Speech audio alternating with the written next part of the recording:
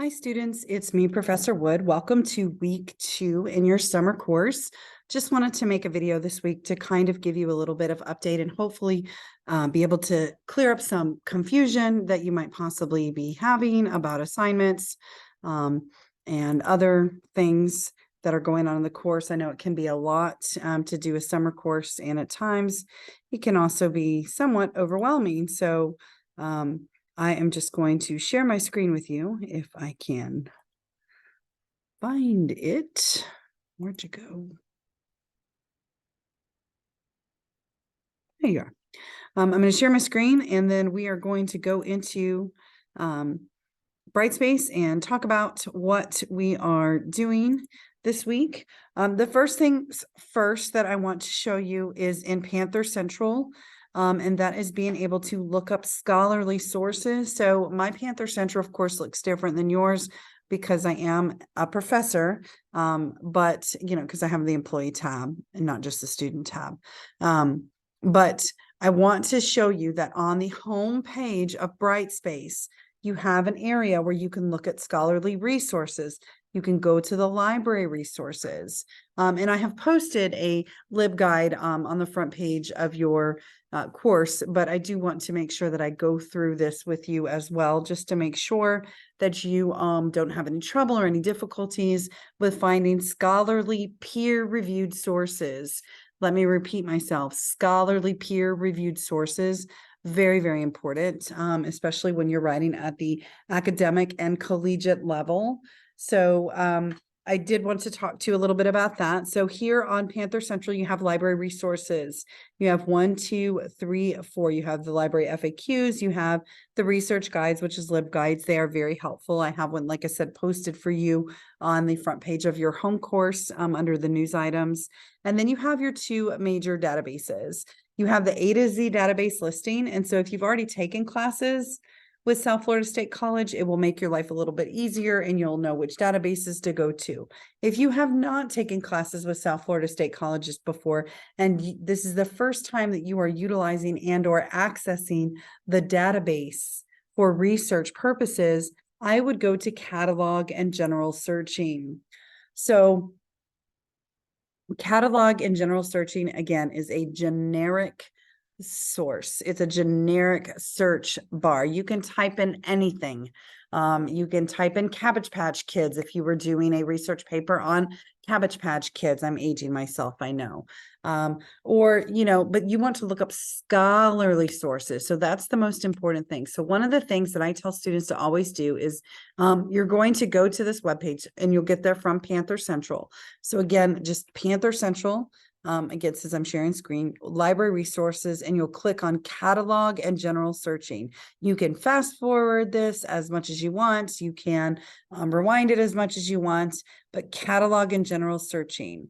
And for me, I'm a school teacher, so something that's really, really, really causing some issues within the school system, or for me as a professional and as a high school teacher, is book banning. So what I'm going to do is I'm going to look up book banning.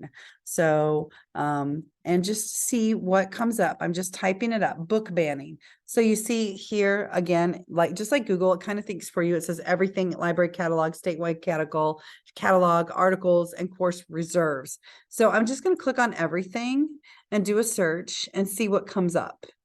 Now you see that I have 1,843 results.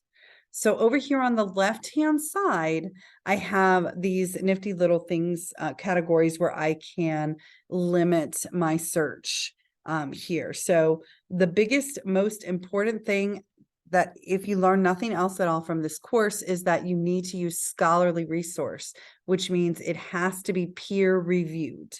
So that could be a book, something from a book because it has been through a peer review process.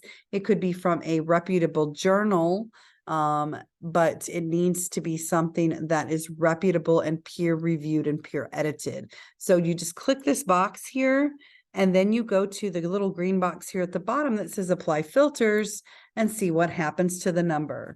Now I'm still looking at book banning, but it went from 1,800 and something to 453. search results. So that does change things tremendously. Now, in your research paper, I'm only asking for 3 sources. So when you're writing your paper, you don't have to have a zillion sources, but you do have to have at least 2 to 3 scholarly sources. They have to be peer reviewed. Say, for example, you're writing your research paper on the censorship problems that are happening within the schools in the state of Florida today. Then you would be looking up recent cases or events that transpired with banning of books in the state of Florida. You could do that, or you could look up the effects that book banning has on students, teachers, and families, because the less students read, the harder it is for them to achieve on these state assessments. So anyway, you see here, I've got here's a review. You want to be aware of things that say review, because reviews are not actual articles. These are just reviews of books or reviews of information. So you want to make sure that you have an actual article. So for example, in this one, this is responding book banning in Indonesia. So if I were doing a research paper on the effects that book banning has in Indonesia, then I would be looking at this particular article. And it's published in the Journal of Physics, which is really interesting. Another tip when it comes to looking for academic and scholarly sources is to make sure that you have them within the past 10 years, because you want it to be recent scholarship. You don't want anything that was published, I can't believe I'm going to say this, in the year 1976, because that is 46 years old. And that means it is not current research. So you want to make sure it's within the last 10 years. In this particular article that is next, this is an education journal, and it says suits challenging book banning may be better politics than law. So I'm going to click on it just to see what happens, and see what sort of information I can get from it. So sometimes there's an abstract that'll give you a little bit of information about the article itself. It looks like it says of its discretion to remove library books from high school and junior high libraries, but also that local school boards have broad discretion in the management of school affairs. So you see this little green thing where it says available online, and it is a peer-reviewed journal, so it is acceptable to use. You can see that it's here at EBSCO. It's in Gale Academic One file. It's in Gale Academic One file select. And then it's also available in different other locations. I'm going to click on Gale Academic One file select. Remember when I showed you the databases that are alphabetical, and this particular one, G, obviously is where you would go if you were searching for it alphabetically. But those of you that aren't familiar with using the databases, you don't quite know them by heart yet. So I clicked on the link to see where it would take me, and see, okay, so I see here, I have found the article. The article is from volume 22, issue 3. It's summer 2022, so it was in last year. So this is in particularly of interest to me because I am from Tennessee. So this says America is experiencing another spasm of conflict over book banning in public schools. So certainly that would be something that I would be interested in. And you see here, you can save it to a Google Drive. You can upload it, download it to your computer. You can print it out. You can email it to yourself, any of those things. But this is a peer-reviewed journal. And then I would read through the journal to see what it's about, or this article, to see what it's about and to see if it fits what I'm researching. So in this particular case, it's talking about the graphic novel Maus. The graphic novel Maus was banned in Tennessee last year, and it was censored. It's a graphic novel about the Holocaust, and it was removed from the curriculum in the state of Tennessee last year. And so this particular article is talking about the label banning and how it's kind of thrown around very easily. It's not necessarily banned, but it could be challenged. They're not the same thing. Those are two completely different things. So again, going along with my topic, that's what I would write about. Now, some of you I saw on the introductory discussion board are planning on going into elementary education. This is a particular topic of interest, especially because of the laws and the things that are happening in the state of Florida with book banning. So this might be something you want to investigate. Now, if you were going to go back, okay, so I can X out of here because we have found a source and that it's probably going to work. It may or may not work. I mean, and again, you only pull 1 or 2 quotes from each source. So, but you have to read them to synthesize the information, to understand the information. So again, and you can also see on the side here with the Gale Academic One file, there's more articles like this, banning books in Miami. Okay, so we're here in Florida. This was published in 2009. So this is an issue that's been ongoing for quite some time. So again, it has a lot of information. And I will go off on a tangent because this is something I'm extremely passionate about. So I'm just going to shut up right now and try to find another topic of interest to someone in the course. So I'm going to go ahead and X out of here, and we're going to go back up to the search bar and see what else we can find.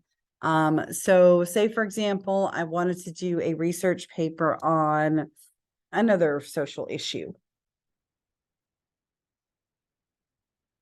So if I were looking for sources on, say, for example, prisons or picking another social issue, immigration is also one that a lot of students write about. Healthcare is another issue. I know I have a lot of people planning on doing healthcare nursing, radiography, or ultrasound tech, dental hygienist, all those different areas of healthcare. So I would say maybe look up a current issue that's happening in healthcare. So I'm just going to do a blanket search to see what happens. And when you do a blanket search like this, you're going to get a lot of results. So here you see I have 2.7 million results. So I'm going to have to narrow it. So what if I said healthcare and Ozempic, which is currently all over the place in the news right now because it's something that is being used for weight loss by soccer moms instead of being used for the purpose it was originally intended for, which is to help diabetic patients lower their A1C.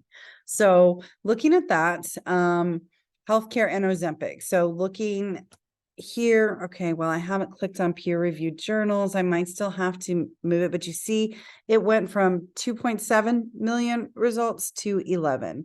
Now I'm going to click on peer-reviewed journals and see what happens, and it might even go smaller than that. Okay, it went from 11 to 4. So in this particular thing, it's talking about semaglutide, which is Wegovy, another brand name for Ozempic, for the treatment of obesity. And so again, like I said, a lot of people are using it for that purpose. And so that would be something that I could possibly look at. It's a peer-reviewed article. So I'd click on the article again. And then again, I would look to see, okay, it's got it in all these different places. It's mostly Gale. Gale's a very large database. The neat thing about Gale is Gale actually will give you the citation and how it's supposed to look in MLA at the end of it, which will be helpful to some of you, especially if you have been out of school for a long time. So in this particular case, again, just like the last article, it does have the Google Drive option. It's got a couple of different options where you can download it to your computer. You can print it out. I'm one of those that likes to print things out, and I like to highlight and write all over my sources. So that was something that I prefer to do as a researcher, but you are not required to do that by any means. A lot of people just use them electronically. Again, one of the best things about Gale is that it's got the explore more like this section on the side where you can look and see, and it will give you a list of all the related articles for what you are looking at a source on. And again, this is peer reviewed. So it has 2 authors. It tells you where it's from. It's from American Family Physician. And it tells you that it is 1,095 words and it's at a 1660 Lexile. And I know that sounds kind of crazy, but making sure that it is an article that you can understand is also extremely important. So in Gale, they always give the Lexile levels. So looking at that, you see here, it's got all the references, and I cannot stress this to you enough as a student, is to make sure that you are looking at the bottoms of your articles because they have sources that you can mine and use on your topic. So again, you have here lots of different things, and it's got all kinds of information. But it's also got your source citation. And look, it's got MLA, APA, Chicago, and Harvard. So MLA 9th, it's already here. You just click here and you can copy it and paste it. It's ready to go into your document. So that's why one of the reasons why I love Gale. But please make sure, I cannot stress to you enough, is when you're on the databases, you click that peer-reviewed sources. Do a generic search at first to make sure that it is what it is supposed to be. So I hope this has helped you with scholarly sources and finding scholarly sources. And if you have any questions, feel free to reach out. You can reach out to me via text. You can reach out to me via email. I've already heard from a couple of you, but I just want to make sure that you are aware that I am here to answer any questions that you might have. Hope you guys have a great week. And I'm going to do the next video, which is on the exemplification illustration requirements for the essay, but I did want to overwhelm you with super long video. So I'll see you in a few minutes.